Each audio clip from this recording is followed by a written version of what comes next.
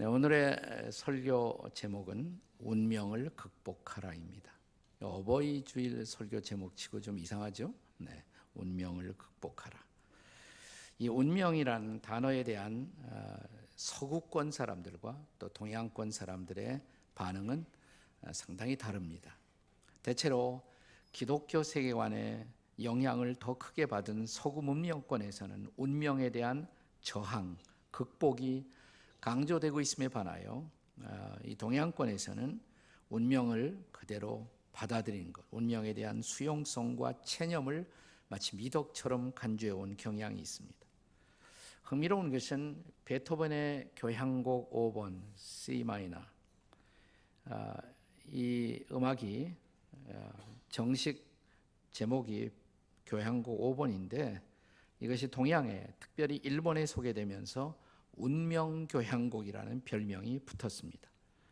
최근에는 또 서양도 동양의 영향을 받는단 말이죠. 그래서 그 음악의 탄생지인 독일과 서구권에서도 동양의 영향을 받아서 운명교향곡이라고 부르게 되었다고 합니다.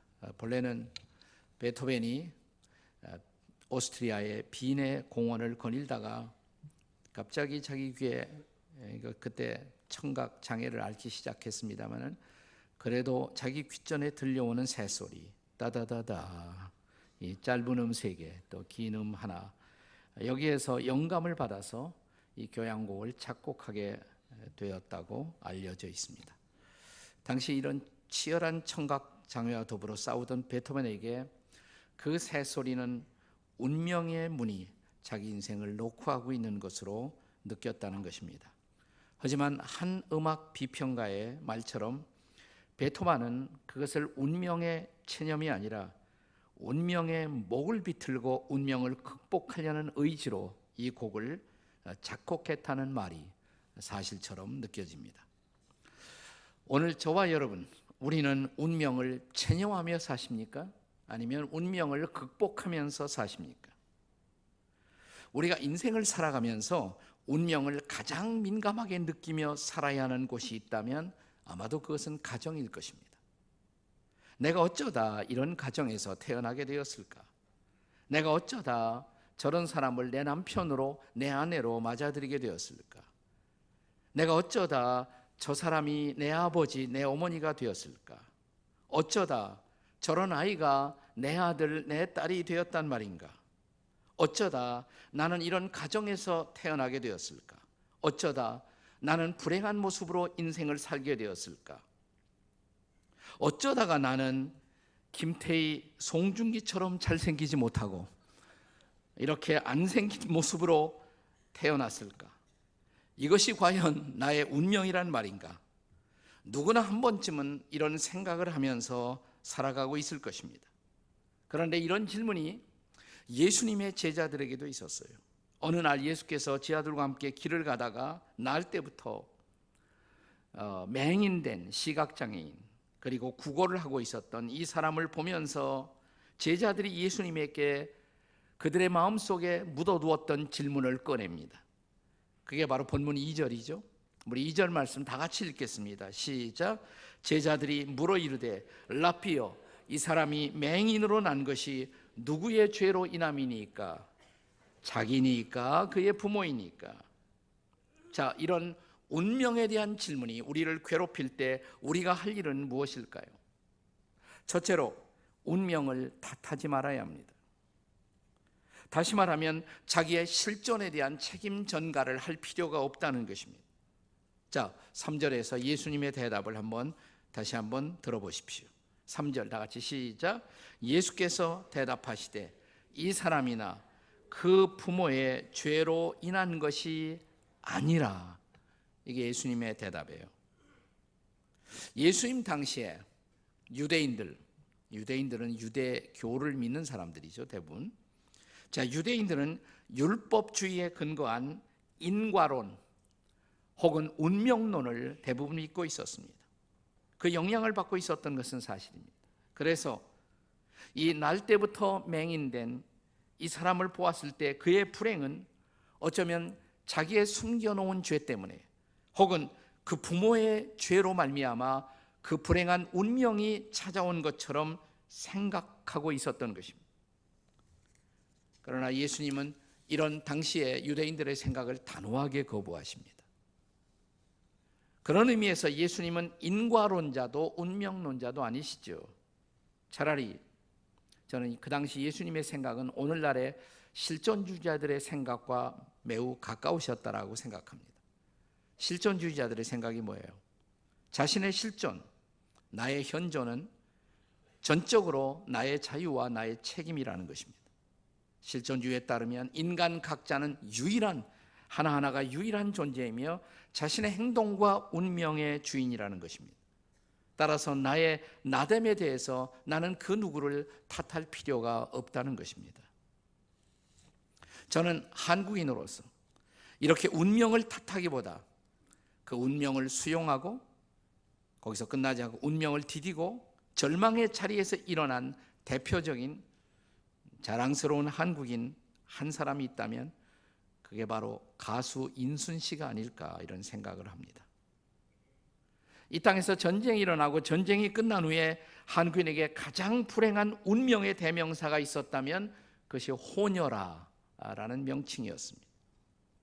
한국 엄마와 또 주한 미군으로 근무하고 있던 아프리카계 미국인 아버지 사이에서 태어난 그녀의 삶은 처음부터 차별과 소외의 연속이었습니다.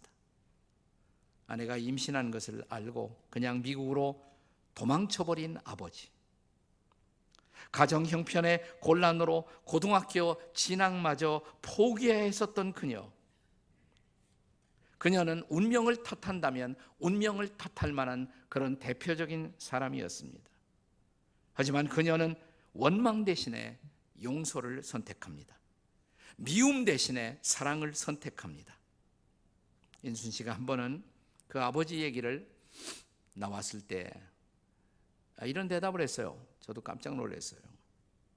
내 아빠는 그래도 내 아버지는 한국에 폐를 끼치러 온 사람이 아니고 이 땅을 한국을 도우러 오셨던 분이잖아요.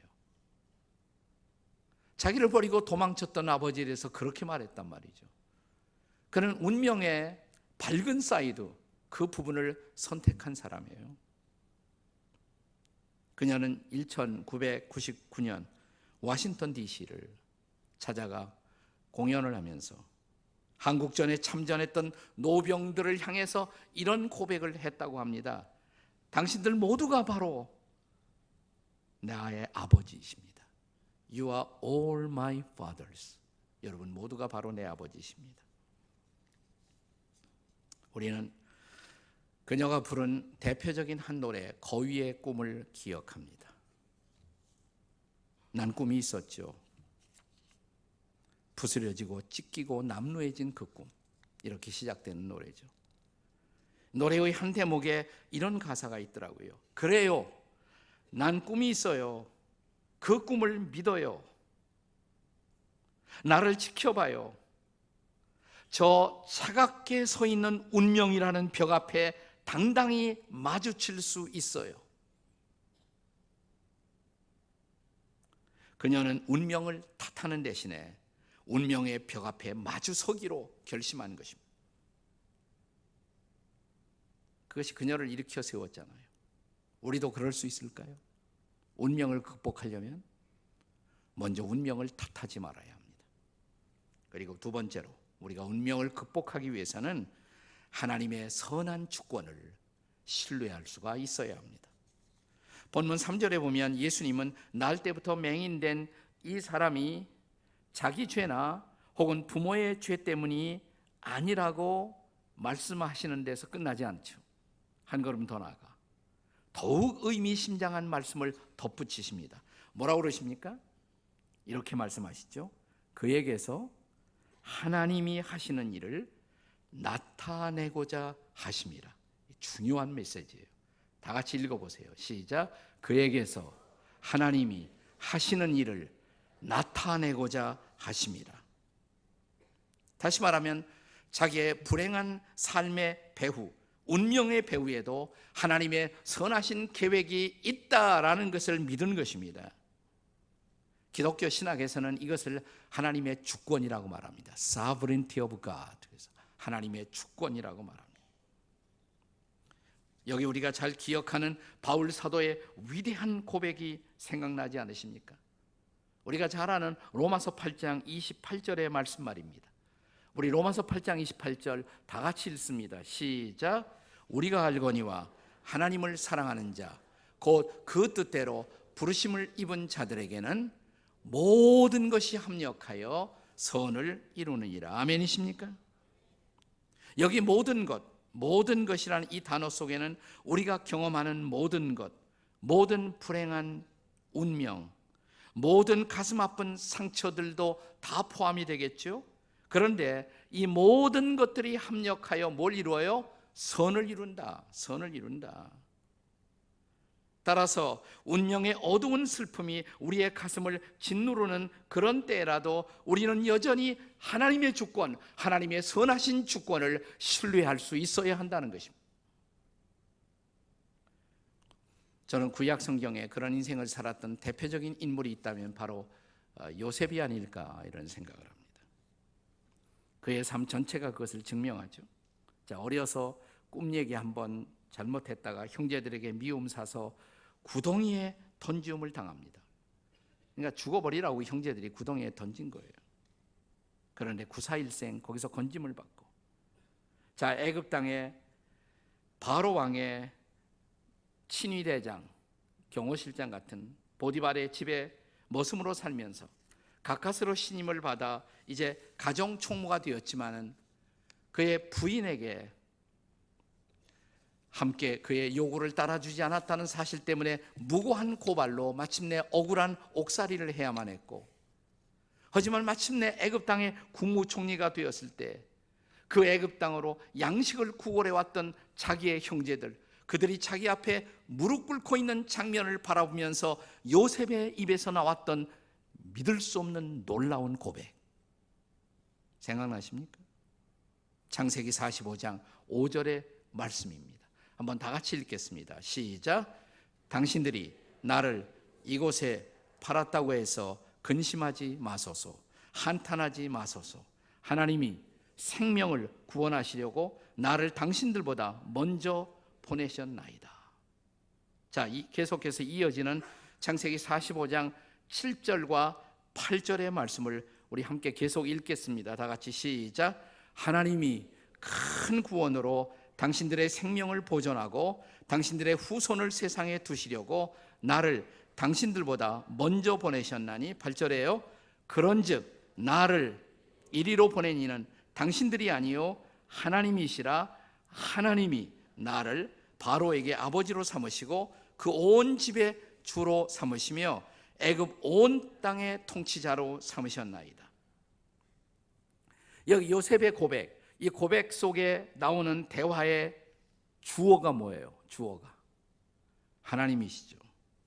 네, 하나님이 생명을 구원하시려고, 하나님이 큰 구원으로, 하나님이 나를, 하나님이 주어예요. 하나님이 주인이란 말입니다. 그 하나님이 계획하시고 행하신 일이라는 말입니다. 그러니까 억울하게 오해받은 것도, 구덩이에 던지움을 받은 것도 다 하나님의 계획 속에 있었다는 것입니다. 이런 하나님의 계획, 그 하나님의 주권, 그 선하신 주권을 신뢰할 수 있다면 우리가 극복하지 못할 운명이 있겠습니까?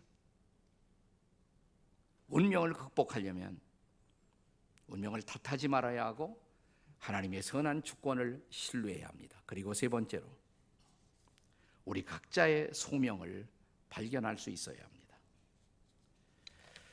예수님은 이 날 때부터 맹인된 이 시각장애인 이 사람에 대해서 하나님이 하실 일이 있다, 그를 통해서 드러낼 일이 있다라고 선언하십니다. 근데 거기서 또 끝나지 않아요. 그것을 계기로 예수님은 예수님 자신이 이 땅에 오신 목적, 이유, 그분 자신의 소명을 선포하십니다. 그게 바로 4절이죠. 4절 다 같이 읽겠습니다. 시작. 때가 아직 낮음에 나를 보내신 이의 일을 우리가 하여야 하리라. 밤이 오리니 그때는 아무도 일할 수 없으리라. 여기서 주목할 단어가 있어요. 우리가라는 단어예요. 우리가 하여야 하리라. 자, 예수님은 당신 자신의 소명, 그 소명 속에 우리를 포함하고자 하십니다. 다시 말하면 우리가 예수님과 함께 감당해야 할 소명이 있다는 것입니다. 그리고 이 소명은 하나님 아버지께로부터 우리가 보냄을 받아 지금 이 땅에서 살고 있는 우리들의 이유가 되는 것입니다. 자, 이제 5절 말씀 보세요. 본문의 5절입니다. 다 같이 읽겠습니다. 시작. 내가 세상에 있는 동안에는 세상의 빛이로라. 네. 바로 그 빛 대신 예수님, 그 예수님의 증인으로 살아가는 일, 그것이 예수님을 따르는 우리의 소명이라는 사실이에요. 자, 이 소명을 위해서 예수님은 이제 이 사람, 날 때부터 맹인된 이 사람, 이 시각장애인을 실로암 못으로 보내십니다. 진흙을 눈에 바르시고 저 실로암 못으로 가라. 거기 가서 그 내 눈을 씻어라. 네, 갔어요. 눈이 떠졌어요. 자, 눈 뜨고 나서 그가 발견한 가장 놀라운 사실이 뭘까요? 눈이 떴다, 이 세상이 보인다. 그보다 더 이 사람에게 궁금한 것이 있었어요. 자기의 눈을 띄워준 그분을 본 것입니다. 예수님을 발견한 것입니다. 그게 더 중요한 거예요. 이 세상을 보게 되었다는 사실, 못지않게 더 중요한 사실, 내 눈을 띄워준 그분을 보게 되는 것이에요. 그리고 그분을 증거하는 삶이 그에게 시작된다는 것이에요. 이게 중요한 거예요. 자, 요한복음 9장에 쭉 내려가시면 이제 25절 말씀에서 이 사람이 간증을 합니다. 이 사람이 눈을 뜬 거 보고 그걸 좋지 않게 생각했던 사람들이 예수님을 비난하려고 했을 때 그가 대답했던 일종의 간증입니다. 9장 25절 다 같이 한번 읽어보겠습니다. 시작. 대답하되 그가 죄인인지 내가 알지 못하나 한 가지 아는 것은 내가 맹인으로 있다가 지금 보는 것이다. 예수님에 대해서 여러분들이 어떻게 생각하는지 모르지만 분명한 것은 그분 때문에 내가 지금 보게 되었어요. 내가 맹인이었으나 지금은 보여요. 내게 이런 기적이 일어났어요. 그것은 사실입니다. 이렇게 고백한 것입니다. 이제 그는 참 빛 대신 자기의 눈을 띄워주신 그 예수님을 증거하는 소명의 삶을 시작한 것입니다. 순종이 그를 증인으로 만든 것입니다. 저 실로암 못에 가서 씻어라, 이 말씀에 순종했던 것입니다. 내게 찾아온 운명 같은 불행, 이 불행 앞에서 절망만 하는 사람들에게 실로암의 기적은 없습니다. 그러나 이 운명 앞에서도 아직 내가 할 일이 있다 라고 믿는 사람들, 그리고 하나님의 말씀에 귀를 기울이는 사람들, 그리고 그 말씀 앞에 순종하는 사람들에게는 기적이 일어납니다. 가장 중요한 기적은 소명의 새로운 인생이 펼쳐진다는 것입니다. 멕시코인 가운데 세계적으로 알려진 프리다 칼로라는 분이 있습니다. 우리 시대의 사람이에요. 그녀는 본래 유복한 가정에서 태어났고 다재다능했습니다. 그러나 어려서부터 소아마비 병을 앓아서 오른쪽 다리가 아주 불편했습니다. 그러나 자신의 장애를 비관하지 않고 문자 그대로 열심히 공부했습니다. 열공했습니다. 15살에 멕시코 최고의 국립학교, 인류학교에 입학합니다. 열심히 공부했습니다. 근데 어느 날 학교 갔다 오면서 하교하는 도중에 자기가 탔던 버스가 전차와 더불어 충돌하는 대형 교통사고가 났습니다. 이 대형 사고로 자기의 몸에 강철통 같은 것이 몸을 관통해 버렸어요. 그래서 오른쪽에 이 전체가 다 팔뼈가 무너져 내리는 산산조각이 나버리는 사고를 경험한 것입니다. 그런데 살았어요. 9개월 동안 그는 병원의 병실에 누워서 꼼짝 못하는 운명에 처하게 되었습니다. 죽어버리고 싶은 생각도 났겠죠. 그러나 그녀는 운명에 항복하기를 거부합니다. 그 병실에서 꼼짝 못하고 누워있는 상태 속에서 아직도 내가 할 일이 있을까를 생각합니다. 그거 발견했어요. 할 일이 있구나. 손가락 놀릴 수 있잖아요. 그림을 그리자. 그림 좋아했어요. 그러나 전적으로 그림을 그리진 못했어요. 병실에 누워서 온 몸을 자유를 잃었던 그 순간 아직도 남아있는 손가락으로 그림을 그리기로 생각한 것입니다. 그림을 그리기 시작했습니다. 바로 그 순간이 세계적인 화가가 탄생하는 순간이었어요. 그녀의 대표작 상처 입은 사슴이라는 작품을 혹시 보신 일 있을 거예요. 상처 입은 사슴. 그 이름을 기억하지 못하지만 어디선가 본 그림 같다. 상처 입은 사슴. 자, 숲속에요. 자, 이 사슴에게 화살이 꽂혔잖아요. 여러 개의 화살이 꽂혔어요. 피 흘리고 있습니다. 자, 숲속에 포위되어 빠져나갈 수 없는 상황 속에서 여러 개의 화살을 맞고 그 화살이 몸을 관통당한 채 피 흘리고 있는 사슴, 이것은 자기 자신의 모습이에요. 자화상인 거죠. 그런데 화가는 이 그림 아래 자신의 사인을, 자기 이름을 쓰고요, 이름 옆에다가 굉장히 중요한 단어 하나를 이 그림 아래다 써놓았어요. 그게 카르마. 카르마. C라고 안 쓰고 K라고 쓸 수도 있어요. 카르마. 이 카르마라는 단어는 운명 혹은 업보라는 의미입니다.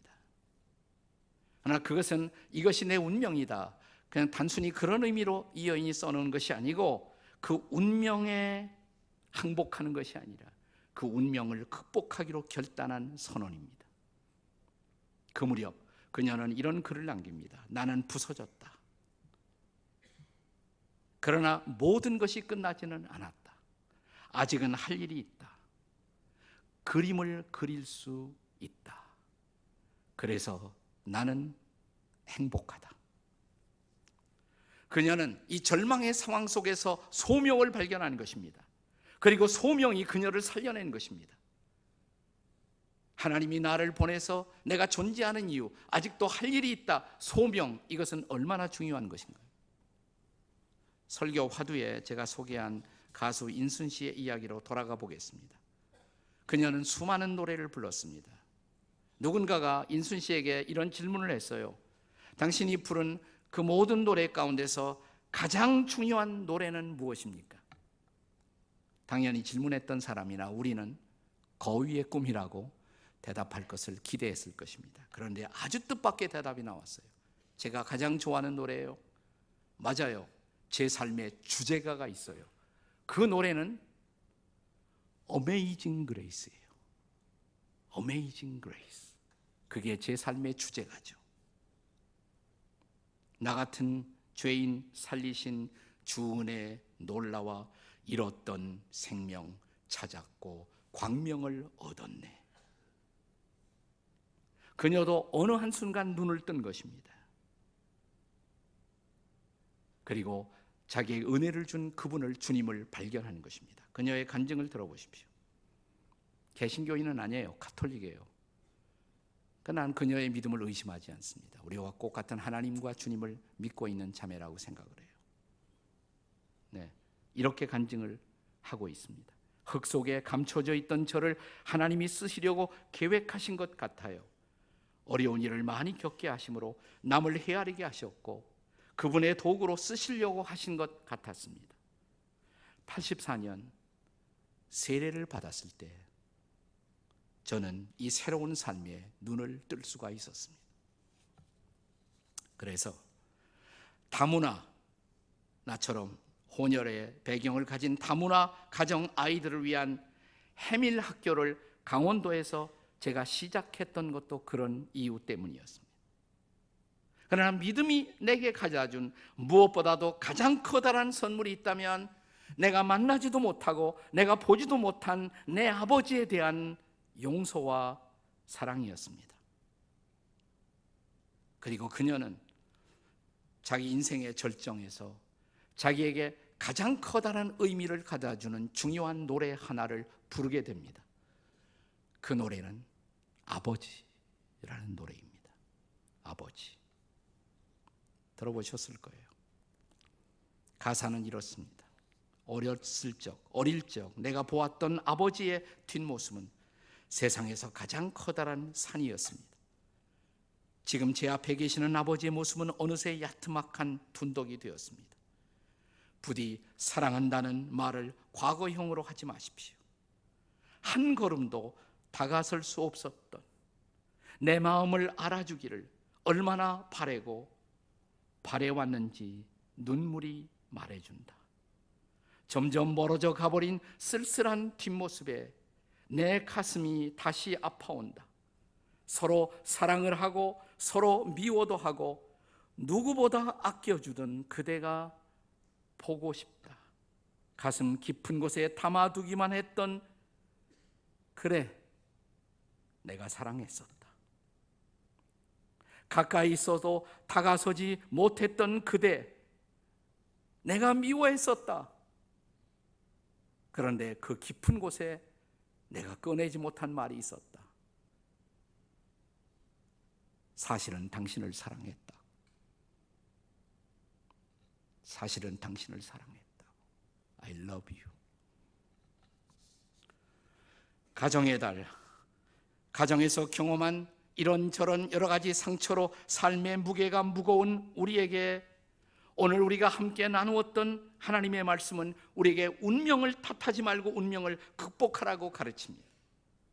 원망을 감사로 바꾸고 미움을 사랑으로 바꾸어 이제는 상처받은 서로를 부둥켜 안고 우리 함께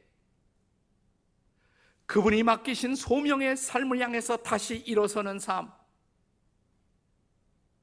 이것이 본문의 레슨입니다. 이 소명의 삶이 나에게, 우리 가정에 필요하지 않습니까? 이 소명의 삶이 우리 교회 속에 필요하지 않습니까? 아니, 상처받은 우리 민족, 남북으로 갈라지고 지역으로 갈라지고 서로가 서로를 향해서 거친 말을 뱉어야 하는 이 상처받은 우리 민족에게도 이제는 서로가 서로를 용서하고 일어나 새로운 소명의 땅을 향해서 다시 일어서야 할 시간이 아닌가요? 주께서 우리 민족을 하나로 묶어주시고 다시 일어설 수 있는 그런 지도자를 하나님께서 이 땅에 허락해 주시기를, 그리고 우리 가정도 새롭게 일어나기를, 나도 다시 일어날 수 있기를, 이 소명이 우리를 살려내는, 우리 가정을 살려내는, 우리 민족을 살려내는 이 복된 주일, 그리고 이 며칠의 시간이 되시기를 주의 이름으로 축복합니다.